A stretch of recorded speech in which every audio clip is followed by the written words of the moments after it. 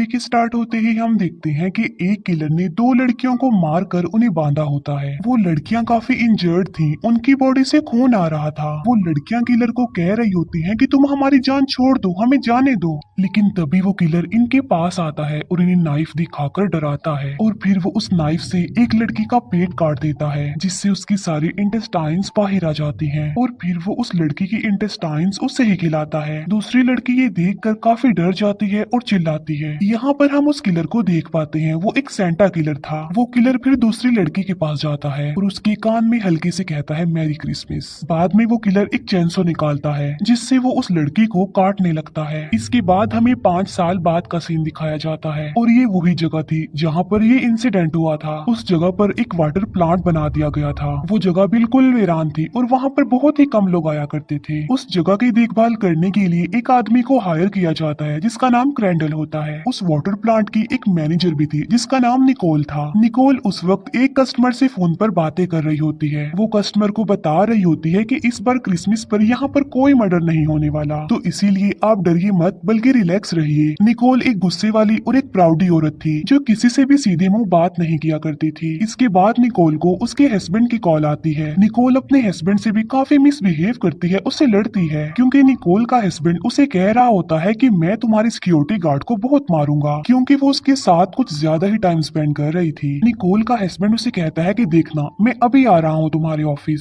और मैं उस सिक्योरिटी गार्ड को अच्छे से सबक सिखाऊंगा। ये सुनकर निकोल अपने हस्बैंड को अब्यूज करती है और उसे बुरा भला कहती है। फिर निकोल क्रैंडल के पास जाती है और वो दोनों मिलकर स्मोकिंग करते हैं। निकोल क्रैंडल को बताती है कि गवर्नमेंट इस जगह को परचेज करना चाहती है जिससे हमारी जॉब खत्म हो जाएगी। लेकिन क्रैंडल जो कि निकोल की बातों पर ज्यादा ध्यान नहीं दे रहा था क्योंकि वो तो किसी और ही सोच में गुम था। वो उस रात को याद कर रहा था जब वो सेंटा किलर ने उन दोनों लड़कियों को मार डाला, वो भी क्रैंडल की आंखों के सामने। इसके बाद हमें एक आदमी दिखाया जाता है जो उस वाटर प्लांट के ऑफिस में आता है। निकोल उस आदमी से पूछती है कि तुम कौन हो और यहाँ पर किस लिए आए हो, जिस पर वो आदमी कहता है कि आपकी सिक्योरिटी गार्ड की तबीयत ठीक नहीं है, इसीलिए आज की ड्यूटी करने के लिए उसने मुझे भेजा है। फिर निकोल उस आदमी से पूछती है कि उस सिक्योरिटी गार्ड ने मुझे कॉल करके क्यों इन्फॉर्म नहीं किया, जिस पर वो आदमी कहता है कि असल में आपका सिक्योरिटी गार्ड अपनी फैमिली के साथ टाइम स्पेंड करना चाहता है, इसीलिए ना तो वो कॉल पिक करेगा और ना ही किसी को कॉल करेगा। ये सुनकर निकोल उससे भी बुरे तरीके से बात करती है और उसे उसका सारा काम समझा देती है। निकोल उस आदमी को कहती है कि मैं किसी जरूरी काम के लिए बाहर जा रही हूँ, तो इसीलिए कोई उल्टा सीधा काम मत कर देना, कोई गड़बड़ नहीं होनी चाहिए यहाँ पर। ये कहकर निकोल वहाँ से चली जाती है। जो आदमी अभी अभी यहाँ पर सिक्योरिटी गार्ड बनकर आया होता है उसका नाम जॉर्डन था। फिर क्रैंडल उस जगह को एक्सप्लोर कर रहा होता है क्योंकि उसे वहाँ पर कुछ ठीक नहीं लग रहा था बल्कि कुछ गड़बड़ लग रही थी। फिर वो सिक्योरिटी गार्ड यानी जॉर्डन अपने कपड़े चेंज करता है और वो भी उस जगह को एक्सप्लोर करने लगता है। तभी जॉर्डन को क्रैंडल मिलता है जो उसे बताता है कि हमें आज बिल्कुल अलर्ट होकर रहना चाहिए क्योंकि मुझे लगता है कि आज यहाँ पर बहुत सारे मर्डर्स होने वाले हैं। वो कहता है कि आपको ऑफिस में ही रहना चाहिए क्योंकि यहाँ पर जितने भी लोग हैं सबकी जान को खतरा है। फिर जॉर्डन जब ऑफिस के अंदर जाता है तब निकोल का हस्बैंड गुस्से में वहाँ पर आता है और निकोल को ढूंढने लगता है। निकोल का हस्बैंड गुस्से में जॉर्डन को धमकाने लगता है और उससे पूछता है कि बताओ मेरी वाइफ कहाँ पर गई है, जिस पर जॉर्डन उसे बताता है कि वो किसी जरूरी काम के लिए बाहर गई है। निकोल का हस्बैंड उससे पूछता है कि क्या तुम ही सिक्योरिटी गार्ड हो, जिस पर जॉर्डन कहता है कि नहीं, मैं वो सिक्योरिटी गार्ड नहीं हूँ बल्कि मैं तो उसकी जगह पर नौकरी करने के लिए आया हूँ। ये सुनकर निकोल का हस्बैंड उसे छोड़ देता है और वहाँ से चला जाता है। जब निकोल का हस्बैंड बाहर होता है तब उसे वहाँ पर किसी लड़की के चिल्लाने की आवाज आती है और जब निकोल का हस्बैंड उस आवाज को फॉलो करते हुए आगे बढ़ता है तो कोई उस पर कुल्हाड़ी से अटैक करता है जिससे उसका बहुत सारा खून बहने लगता है और निकोल के हस्बैंड की मौत हो जाती है। इसके बाद हमें एक लड़की दिखाई जाती है जिसे वो सेंटा किलर उसके घर से ही किडनैप कर लेता है। क्रैंडल जॉर्डन को बता रहा होता है कि मुझे पुलिस के थ्रू ये खबर मिली है कि कोई लड़की सिटी से गायब हो गई है। क्रैंडल कहता है कि मुझे तो ये उसी किलर का काम लग रहा है जिसने 5 साल पहले 2 लड़कियों को इसी लोकेशन पर मारा था।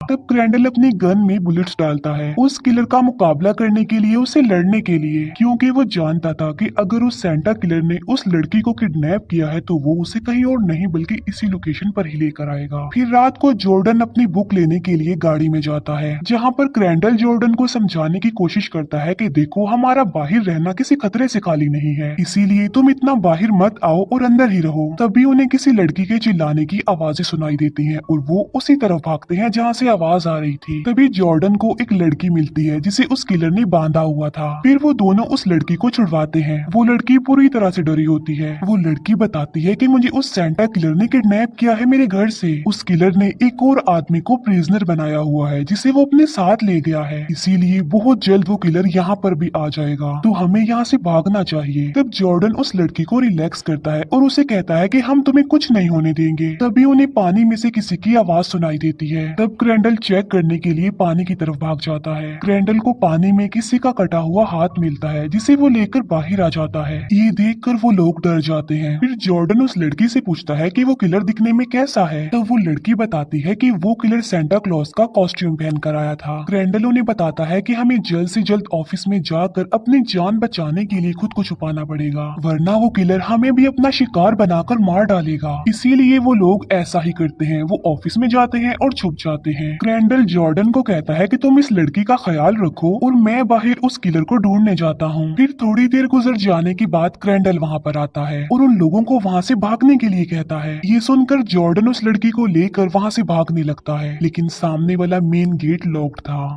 ये देखकर जॉर्डन उस लड़की को कहता है कि हमें चाबी लेने के लिए वापस ऑफिस जाना होगा ताकि वो मेन गेट को ओपन करके यहाँ से भाग सके। फिर वो लोग ऑफिस के बाहर पहुँचते हैं और जॉर्डन चाबी लेने के लिए ऑफिस के अंदर जाता है। क्रेंडल जब उस जगह को चेक कर रहा होता है तब उसे निकोल एक रूम में बंधी हुई मिलती है। निकोल को वहाँ पर देखकर क्रेंडल को एक आइडिया आता है। वो सोचता है कि किलर को अपने ट्रैप में फंसाने के लिए मुझे निकोल का यूज करना चाहिए ताकि जब वो किलर निकोल को देखकर वहाँ पर आए तो क्रेंडल उसे मार सके। ये बात क्रेंडल निकोल को भी बताता है और खुद उस रूम के बाहर छुपकर उस किलर के आने का वेट करता है। जब वो लड़की गाड़ी में अकेली होती है तब उसे अपनी गाड़ी के सामने एक इंजर्ड आदमी नजर आता है जो कि उसी की तरफ ही आ रहा था। जॉर्डन को गेट की चाबी मिल जाती है और वो वापस गाड़ी में आ जाता है। वो लड़की जॉर्डन को बताती है कि मैंने अभी यहाँ पर एक इंजर्ड आदमी को देखा है जो अचानक गायब हो गया। ये सुनकर जॉर्डन उस लड़की को कहता है कि अगर वो आदमी इंजर्ड है तो जरूर वो मुसीबत में है और हमें उसकी हेल्प करनी चाहिए। तब वो दोनों उस इंजर्ड आदमी की हेल्प करने के लिए उसे ढूंढने के लिए वहाँ से चले जाते हैं। वो उस आदमी को तलाश करते हुए एक ऐसी जगह पर पहुंच जाते हैं जहाँ पर निकोल के हस्बैंड की डेड बॉडी थी। उस डेड बॉडी को वहाँ पर देखकर वो दोनों बुरी तरह से डर जाते हैं। वो लड़की जॉर्डन को बताती है कि नहीं, ये वो आदमी नहीं है जिसे मैंने देखा था, इसीलिए वो दोनों अलर्ट हो जाते हैं। दूसरी तरफ क्रेंडल को उस किलर का वेट करते करते काफी देर हो गई थी, लेकिन वो किलर अभी तक नहीं आया था वहाँ पर। तब क्रेंडल अंदर जाकर निकोल को आजाद कर देता है और फिर वो दोनों वहाँ से भागने का प्लान बनाते हैं। जॉर्डन जब गाड़ी स्टार्ट करने वाला होता है तब उनकी गाड़ी स्टार्ट ही नहीं होती,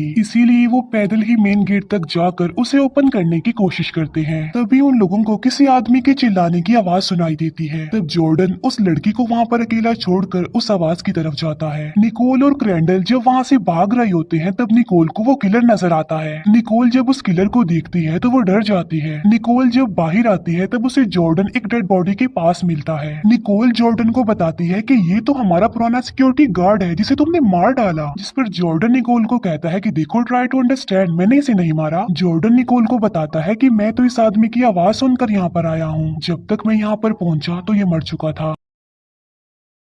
लेकिन निकोल उसकी किसी भी बात पर यकीन करने को तैयार नहीं थी, इसीलिए वो जॉर्डन को मारकर वहाँ से भाग जाती है। दूसरी तरफ वो किलर उस लड़की को पकड़ लेता है और उसे उठाकर अपने साथ ले जाने लगता है। वो सेंटा किलर उस लड़की को बांध देता है और उसे बांधकर टॉर्चर करता है, जिससे उस लड़की को बहुत पेन होती है। तभी सेंटा किलर अपने बैग से एक ड्रिल मशीन निकालता है और वो उस ड्रिल मशीन से उस लड़की की बॉडी में होल करता है, जिससे वो लड़की दर्द की वजह से चिल्लाने लगती है। क्रेंडल उस लड़की की आवाज सुनकर वहाँ पर आता है और वो उसे आजाद करने की कोशिश करता है, लेकिन तभी वो किलर दूर से एक एरो मारता है जो सीधा आकर उस लड़की के मुंह में घुस जाता है और उसकी मौत हो जाती है। निकोल जब भाग रही होती है तो जॉर्डन उसे पकड़ लेता है और वो निकोल को अपने साथ एक जगह पर ले आता है और तब जॉर्डन निकोल को बांध देता है। जॉर्डन निकोल को कहता है कि तुम एक गुस्से वाली प्राउडी औरत हो जो किसी की भी नहीं सुनती, तुमने मेरे साथ मिसबिहेव किया है तो मैं तुम्हें उस बात की पनिशमेंट दूंगा। जॉर्डन उसे ये भी बताता है कि मैं कोई गार्ड नहीं हूँ, बल्कि मैं एक एक्टर हूँ जो अपने किसी मकसद को पूरा करने के लिए यहाँ पर आया है। ये सुनकर निकोल काफी हैरान रह जाती है और वो उसे रिक्वेस्ट करती है कि प्लीज मेरी जान छोड़ दो, लेकिन जॉर्डन निकोल की एक नहीं सुनता। वो उसे बाहर ले आता है और उसे बांध देता है। ग्रैंडल जब निकोल को बंधा हुआ देखता है तब वो उसे छुड़ाने के लिए आगे बढ़ता है, लेकिन तभी वो किलर वहाँ पर आ जाता है और निकोल का गला काटकर वो उसे मार डालता है। ग्रैंडल उस किलर का पीछा करता है और उस पर गन पॉइंट कर देता है। ग्रैंडल बस उस किलर को भी मारने ही वाला होता है कि तभी ग्रैंडल पर कोई अटैक करके उसे बेहोश कर देता है। ग्रैंडल की जब आंख खुलती है तो वो खुद को बंधा हुआ पाता है। तभी जॉर्डन ग्रैंडल के सामने आ जाता है और उसे बताता है कि मैं कोई गार्ड नहीं हूँ। वो बताता है कि बल्कि मैं उस किलर यानी सेंटा किलर का ट्विन भाई हूँ जिसे 5 साल पहले तुमने गोली मारी थी। असल में 5 साल पहले जब वो सेंटा किलर उन लड़कियों को टॉर्चर कर रहा था